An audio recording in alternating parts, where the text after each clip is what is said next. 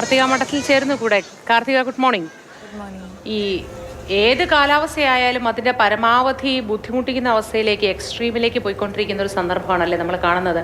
കാരണം നമ്മുടെ നാട്ടിൽ മഴയാണെങ്കിൽ പെരുമഴ, വേനൽ മഴയാണ്, പക്ഷേ തീരെ രക്ഷയില്ലാതെ വെള്ളപ്പൊക്കവും ബുദ്ധിമുട്ടുകളും. അവിടെയാണെങ്കിലോ കടുത്ത ചൂടും. തീർച്ചയായിട്ടും മോദി, ഇവിടെ നമുക്ക് മഴയാണെങ്കിൽ ഡൽഹിയിൽ കഠിനമായ ചൂടാണ്.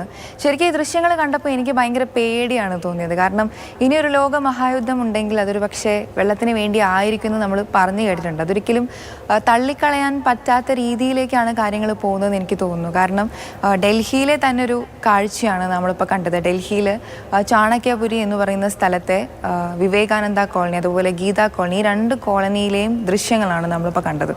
ഒരു തേനീച്ചക്കൂട്ടം പൊതിയുന്നത് പോലെ ആളുകൾ പൊതിയാണ് വെള്ളം കൊണ്ടുവരുന്ന ഒരു ടാങ്കർ ലോറീനെ. ആൺ പെൺ വ്യത്യാസമില്ലാതെ ആ ടാങ്കർ ലോറിക്ക് മുകളിൽ കയറി തൻ്റെ വീട്ടിലേക്ക് ആവശ്യമുള്ള കുടിവെള്ളം എത്തിക്കാൻ വേണ്ടിയിട്ട് ആളുകൾ തമ്മിൽ കാണിക്കുന്ന ആ ഒരു മൽപ്പിടുത്തത്തിൻ്റെ ദൃശ്യങ്ങളാണ് ശരിക്കും നമ്മൾ കാണുന്നത്.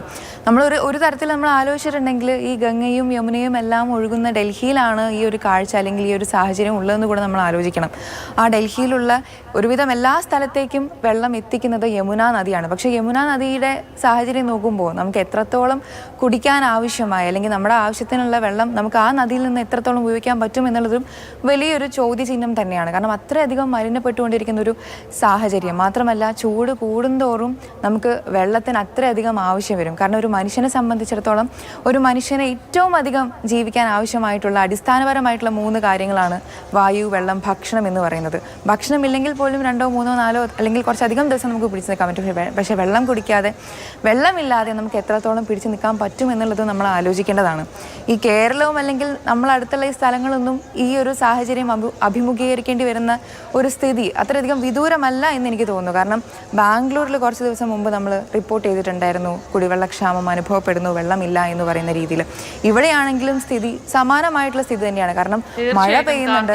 ഈ സമാന സ്ഥിതി തന്നെയാണ് നമ്മുടെ പല സംസ്ഥാനങ്ങളിലും ഉള്ളതെന്ന് തോന്നുന്നു. സമാന സ്ഥിതി എന്ന് ഉദ്ദേശിച്ചത് ചൂടാണെങ്കിൽ ചൂട്, മഴയാണെങ്കിൽ മഴ, അത് ഏറ്റവും കടുപ്പത്തിൽ തന്നെ അനുഭവിക്കേണ്ടി വരുന്നു മനുഷ്യനെ എന്നുള്ളതാണ്.